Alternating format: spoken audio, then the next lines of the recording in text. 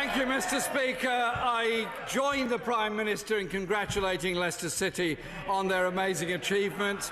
I hope it's not an indication he's going to support another football team, or is he going to stick with the two he's got already?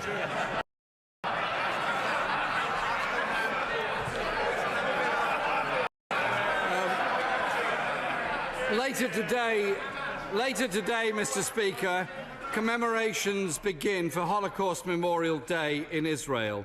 I hope there is agreement right across all parts of this House in sending our best wishes to those commemorating the occasion and sending a very clear statement that anti-Semitism has no place in our society whatsoever, and we all have a duty to oppose it. Tomorrow, Mr. Speaker, people will go to the polls in council elections in England. 9 of the 10 most deprived councils are set to see cuts higher than the national average, with 8 facing cuts more than 3 times the national average, meaning less money for youth services, for adult social care and for those in areas of the greatest need. The Prime Minister used to say, "We're all in it together." What happened to that? Prime Minister. First of all, let me join the right honourable gentleman in saying, yes, of course, we should always support Holocaust Memorial Day, whether it is here in the United Kingdom, where we have a number of commemorations, or indeed in Israel. But I'm going to press him on this point, because he did say this. He said, "It will be my pleasure and my honour to host an event in Parliament where our friends from Hezbollah will be speaking. I've also invited friends from Hamas to come and speak as well." Now, Hamas and Hezbollah believe in killing Jews, not just in Israel, but around the world. So would he take this opportunity? Because if he wants to clear up the problem of anti-Semitism in the Labour Party, now is a good time to start. Withdraw that they're your friends.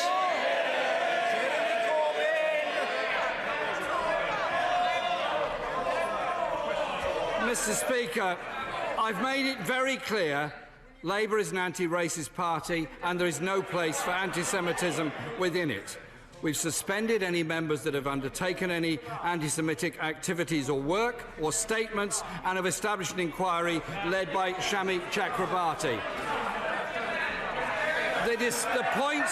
The points he was making earlier relate to a discussion I was hosting in order to try to promote a peace process, and it was not an approval of those organisations. I absolutely do not approve of those organisations. Mr. Speaker, the reality is that vulnerable people are being abandoned in this country. The Prime Minister has said that social care and support for the elderly is a priority for him. So if that's the case, why has he cut £4.5 billion since 2010 from the adult social care budget, leaving 300,000 older people without care and support they need to live in dignity? First of all, we're putting more money into social care, and we're allowing councils to raise the council tax to put that money in. But I'm afraid he's going to have to do this one more time. He referred to Hamas and Hezbollah as his friends.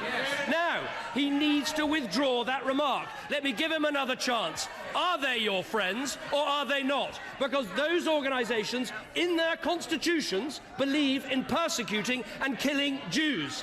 They are anti-Semitic organisations. They're racist organisations. He must stand up and say they are not his friends. Mr. Speaker, obviously, anyone that commits racist acts or is anti-Semitic is not a friend of mine. It's very clear. It's very clear about that. I'm very clear about that.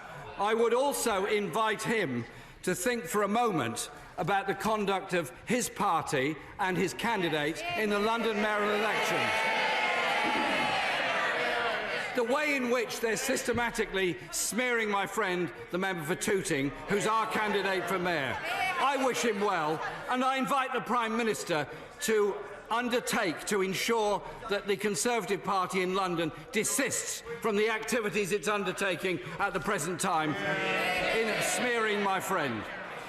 Last week, Mr. Speaker, the Joseph Rowntree Foundation's destitution report found that 1.25 million people in Britain were unable to afford the essentials needed to eat, stay warm, clean and dry. The number of people using food banks has risen again last year. The Prime Minister usually lectures us about a stronger economy. When will that stronger economy mean that fewer people need to use food banks? What the stronger economy means is there are over 2 million more people in work than when I became Prime Minister. That you can earn £11,000 before you pay tax, as I'm Prime Minister, and we've now introduced a national living wage, something never done in 13 years of a Labour government. But I completely reject what he says about Labour's candidate for the London mayoralty. I would make this argument, as I said before at this dispatch box, we are not responsible for everything someone says when they share a platform with us. We can't control everyone who appears in a picture, but there is a pattern of behaviour with the honourable member for Tooting. And let me tell him, he shared a platform with Sajil Shahid, the man who trained the ringleader of the 7/7 attacks and accused the United States of bringing 9/11 on themselves. He shared a platform with an extremist who called for Jews to be drowned in the ocean. When this was put to the honourable member for Tooting, this is what he said. He described it as mere flowery language. Now, if he wants to know why he has a problem with anti-Semitism, it's because his candidates share platform after platform after platform with extremists and anti-Semites and then excuse their words. One more time, say you withdraw the remark about Hamas and Hezbollah being your friends. Mr. Speaker, last week the Prime Minister tried, as he often does, to smear my friend, the member for Tooting, by his association with Solomon Ghani. It turns out that Mr. Ghani is actually an active Conservative supporter who has shared platforms with the honourable member for Richmond. He also should reflect on the words said by Lord Lansley some years ago that racism was endemic within his party. We have set up a commission of inquiry. I suggest he might think about doing the same thing. Lord Kerslake, Mr. Speaker, the former government housing chief, has said the housing bill effectively removes the security that people need. It is fundamentally wrong. Homelessness up by a third since he became Prime Minister and rising again this year. A voter, Malcolm, wrote to me this week and said he and his family will lose their home if the government's housing bill goes through. Why can't the Prime Minister follow the example set by the Welsh Labour government in placing a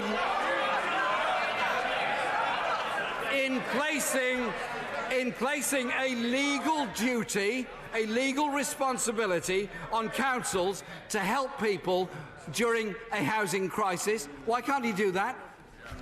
I tell you what this government has done, not in Wales, where Labour are in control, but here in England, we built twice as much council housing in the last 6 years as Labour did in the previous 13. But I'm not going to let this issue rest about the honourable member Tooting. He raised the case of Solomon Ghani, who the member for Tooting shared a platform with 9 times. This is a man who says it's wrong to stop people to go and fight. Look, as long as it takes. Do you want to know the views of the person that your leader has just quoted? He described women as right. The honourable member for Islington might be interested in this. He described women as subservient to men. He said that homosexuality was an unnatural act. He stood on a platform with people who wanted an Islamic State. That is why his attempts to deal with anti-Semitism are utterly condemned to failure. Because he won't even condemn people who sit on platforms with people like that. Jeremy Corbyn! Mr. Speaker, I did point out to the Prime Minister, I was actually trying to help him, that the gentleman concerned is actually a Conservative. And so maybe he would care to think about that.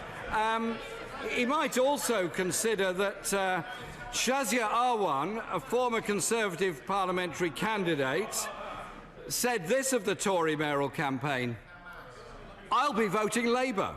A lifelong Tory voter and ex-candidate, I'm ashamed of the repulsive campaign of hate." So, Mr. Speaker, in fact, homelessness has been reduced by 67% in Wales since the new regulations came in. Why can't he do the same in this country? Inequality, of course, is getting worse. Education ought to be a route out of poverty. But new figures show that the number of people participating on a Level 2 adult education course in the first half of this year fell by a fifth compared to last year. How can we tackle inequality when the Prime Minister and his government are taking away the opportunities for people to find a pathway out of poverty? But he talks about inequality. Inequality has gone down under this government. There are 764,000 fewer workless households. There are 449,000 fewer children living in workless households. Why? Because we've got a growing economy, a living wage, more jobs, people paying less taxes. That is what's happening under this government. But once again, I say to him, we are investing in the schools to give people opportunity. We're investing schemes to allow people to own homes to give them opportunities. He opposes all those things because the truth is this. He may be a friend of the terrorist group Hamas, but he's an enemy of aspiration.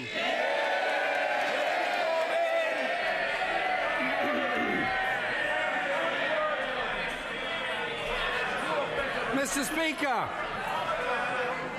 politics is about choices.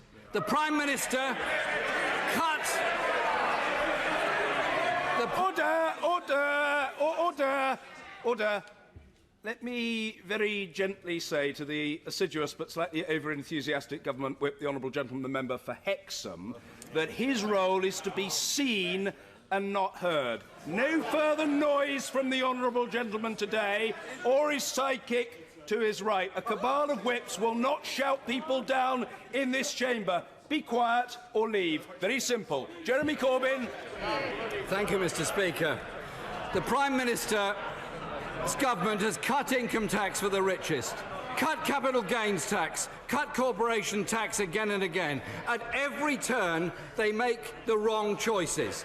Tomorrow, people can make their own choices about the crisis of social care, the housing crisis in this country, the unprecedented cuts to local councils in areas of greatest need, the cuts to further education, taking opportunities away from young people. The choices have been made. They cut taxes for the rich.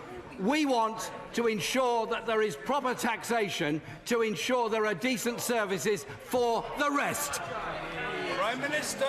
He's right. Tomorrow is about choices. You can choose a party that's on the side of security for hard-working people, that wants to make sure there are more jobs, there's better pay, there's lower taxes, there's good schools for your children, there's a 7-day NHS there for you when you need it. Or the other choice, you can back a party that puts extremists over working people. And that is utterly incapable of providing the leadership your local council needs or our country needs.